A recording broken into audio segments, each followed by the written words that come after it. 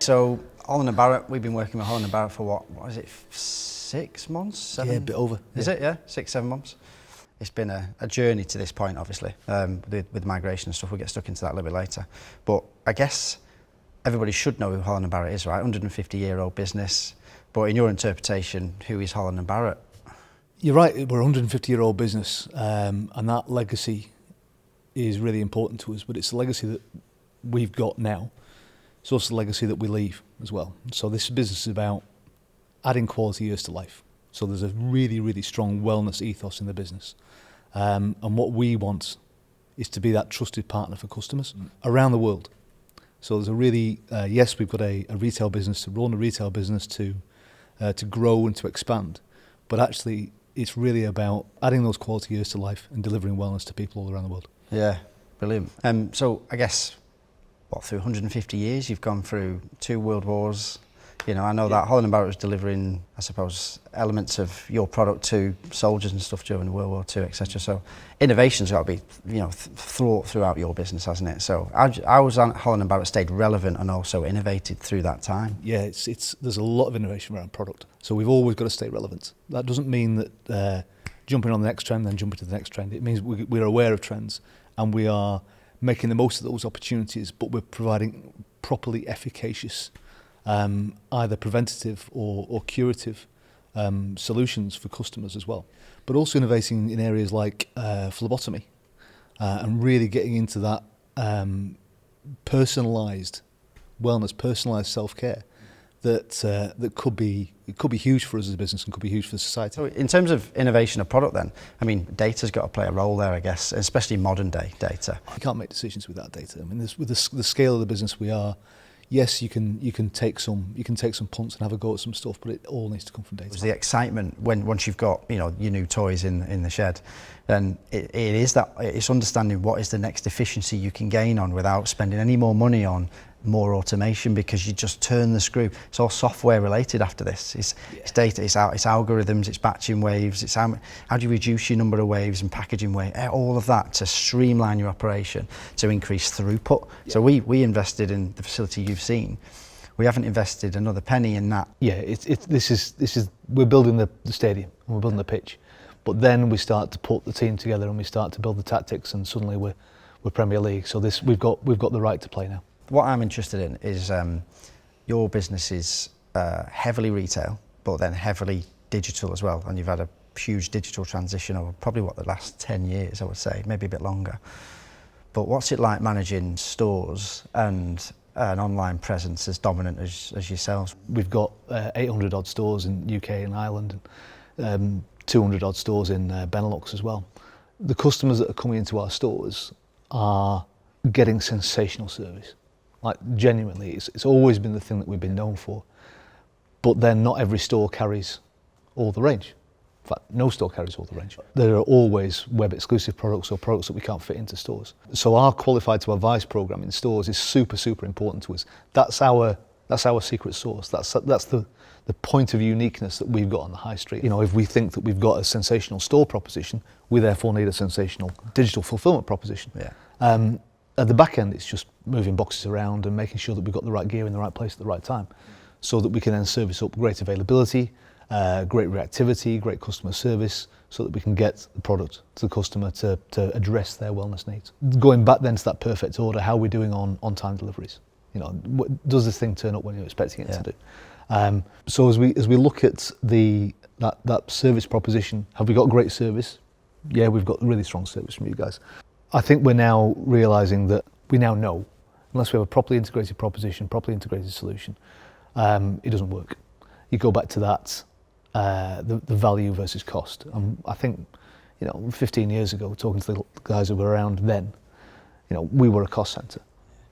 We are now a value centre. If we can get to a place where our supply chain is a positive customer differentiator, that would be super, super exciting. Yeah. When we're enabling the rest of the business to do almost whatever they want, and we can do it profitably, and we can do it sensibly, and we can do it quickly.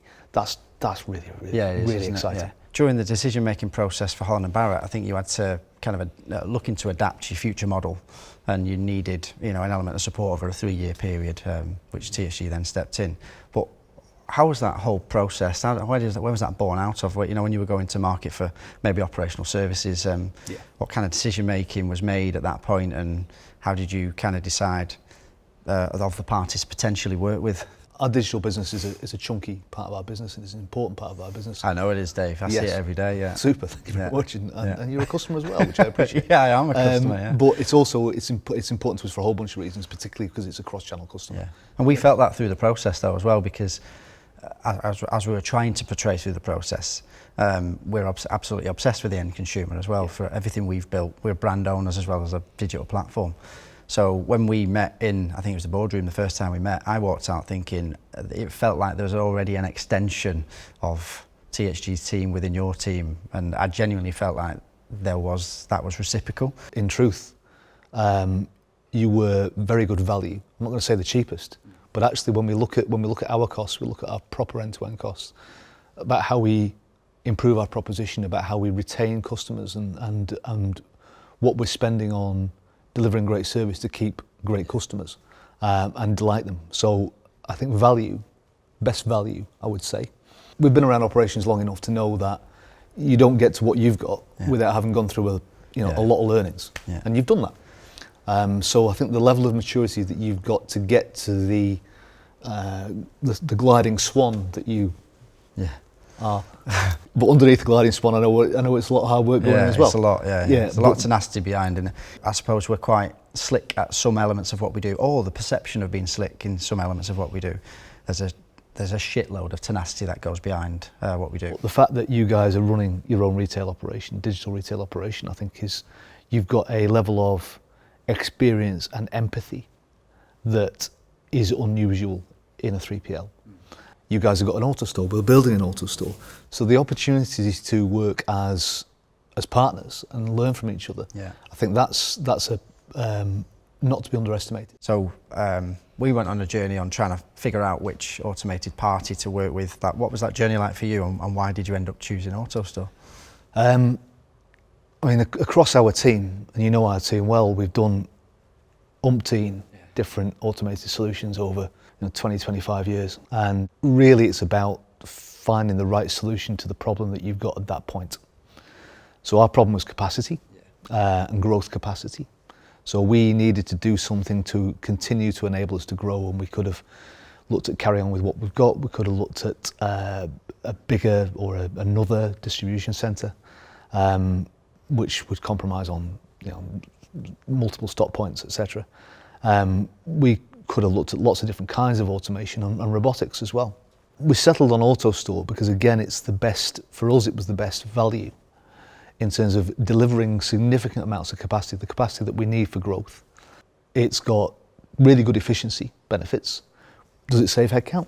Yes, but for us it saves headcount in the view that we can continue to grow at the rate we're growing, and we're growing double digit on double digit, which is pretty good for UK retail. But we can continue that growth and not add heads to the payroll. What do you feel like the biggest risk of migrating from current proposition and the way you operate at the moment in Burton, in the UK specifically, to moving toward this form of automation? Is there any risks that you're apprehensive about, or? Yeah, the risks. There's always risks. The risk in migration. Yeah. Once your stock's in the AutoStore, once the stock's in and it doesn't come out unless the robot brings it to you. That's it. Yeah. You'll have a few sleepless nights to start with. But our transition was, we transitioned within 3 months because obviously, like you, we own the tech stack. So it's a lot easier for us to integrate. It's our own WMS, etc. Makes a big difference to installation. Our system integrator itself was fantastic. We installed the whole thing within 3 months, and we had to move, I think it was 11 million units from one warehouse to the next, whilst doing very similar exercise to what we're doing with you, is managing sales availability, sales capability. Everything that's on the website, is it live? Are we not forcing any SKUs to website to split shipments and impact the business commercially down the line? And it is exciting. And one of the reasons we do what we do is because we get to deliver really big value-adding step change like this. How's the migration gone, in your opinion? And also, kind of what results have you seen so far? Okay, so I think in terms of the migration, I'd say solid. These things are never perfect. Yeah. I think the fact that we have got very similar cultures, very similar customer ethos, has been super important, because you guys have been reactive and have got that same kind of ethos. It's been much easier than I would anticipate it had been with other situations that I've seen before. And in terms of results, we start with service, as we almost must. We're running at levels that we thought that we were pretty much industry leading before we made the transition, in terms of customer accuracy, customer complaints, damages, missing items, on-time deliveries, that kind of thing. And I think we still are industry leading. And we're seeing great results, and also where we've seen issues, we've been able to react to those as well together. Yeah. We've been able to maintain that, that graph of how the perfect order is going. The line is pretty much in the same place, but the proposition's been able to step on. So because of your capabilities, we've been able to, extend the next day cut-off back, and we will do that more. We've been able to shorten the standard lead time as well. So it's a still the same industry-leading proposition. It's just on a better proposition. We're keeping our customers really, really, really happy. I've got a pretty cool stat on NDD, and the stat was 13% of total NDD that was taken after cut-off was still delivered next day. Yeah, which is great. It's when I put my test orders in. I put my test order in the hour or two. So after. Most of them are you then. Yeah. We buy a lot of honey. But yeah, it's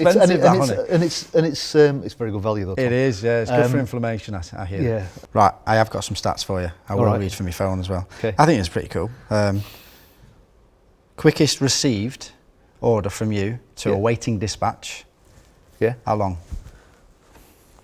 So you've had it, and then picked it and packed it. Picked it, packed it, and got it to the point of where it's being collected. I'd say under 20 minutes. 7. Yeah. Yeah. All right. Quickest received to dispatch, if that's 7 minutes. Yeah, if you've done it just in time. Yeah. Yeah. Okay, 25. 10. 10 minutes? Yeah, 10 minutes. Quickest received order to us to awaiting dispatch. 20 minutes. 7. Not bad. Yeah. Quickest received to dispatch. Okay, let's say 20 again. 10. Pretty good. Yeah, so I think that's pretty good, to be fair. This is the big one though. Yeah. Quickest order that we've received to delivery to customer. So you've got an overnight in there. I'm going to say 12, 14 hours. 12 hours. All right, cool. We're aligned. Okay. Standards are aligned, yeah. And then I suppose the last one, quickest dispatch to delivery. It's in the hands of the couriers. 8, 10 hours? 8. Hey, you're pretty good at this. Yeah, who'd have thought?